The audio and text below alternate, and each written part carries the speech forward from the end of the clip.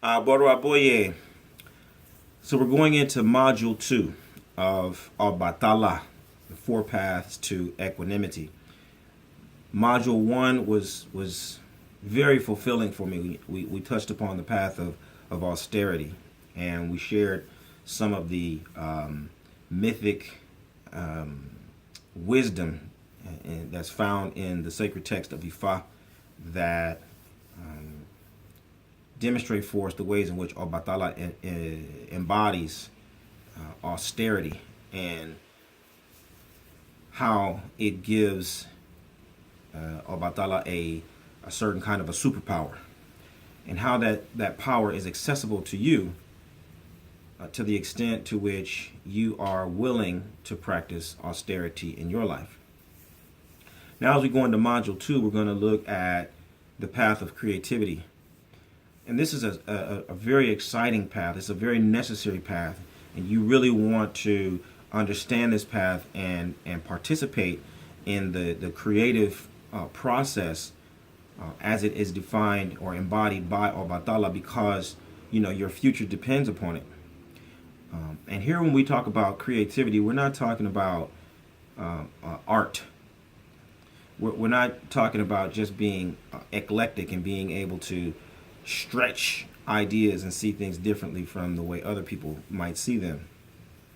We're talking about that impulse that differentiates you as a human being from all other elements of creation, right? That creation. That's why you are called Eda, right? Eda, the created. That's why your Ori is called Eleda, the owner of your creation, right?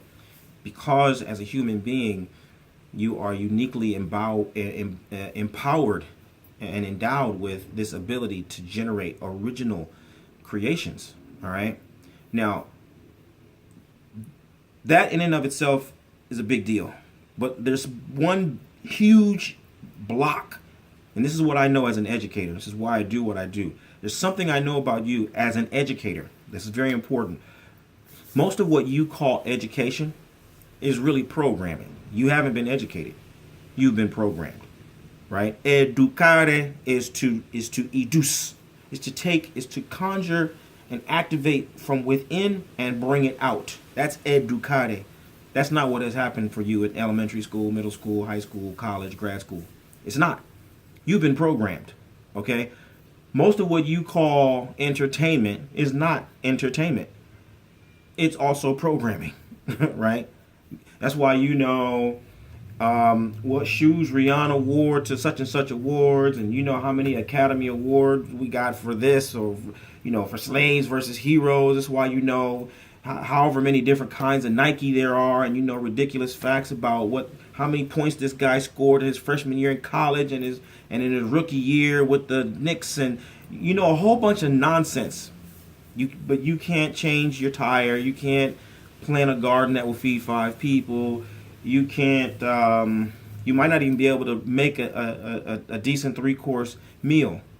Or identify, what's upsetting your stomach. What happens when your baby won't stop crying? Like, you don't know any of the basic things about being a human being, about being yourself. You don't know what your natural gifts and talents are. You don't know where you come from. You don't know where you're going. Like, all of that is the basis of education, but all of that has been denied you, right? You don't know the basic rules of English grammar. You probably can't do anything above basic math, right? Average, American, I'm sure, is not able to do geometry, algebra 2, trigonometry, right? But you've been going to school for 12, 14, 16 years. What have you learned? You got to really examine these things.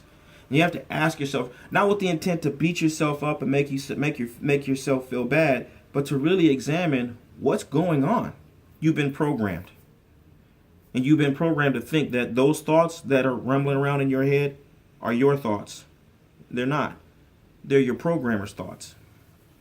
So, Obatala and the path of creativity is your gateway to freedom.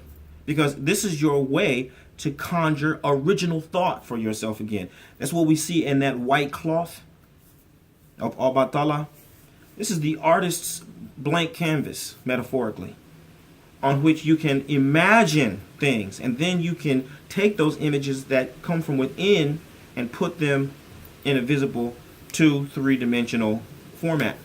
Okay, if you have the ability and the courage to envision, and then you have the skill set to actually, deliver it and make it visible, right? Obatala is the embodiment of all of that. With Obatala, you're talking about being able to conjure not only the images, but the energy that each one of those images embodies. The different things and symbols and motifs that go into the creative process all are containers of certain kinds of energy. And as you're able to tap into those and put them into a certain kind of a format in space and time, then you're able to manipulate the forces of life. This is Obatala's gift to humanity. These are things that are yours by birthright, right?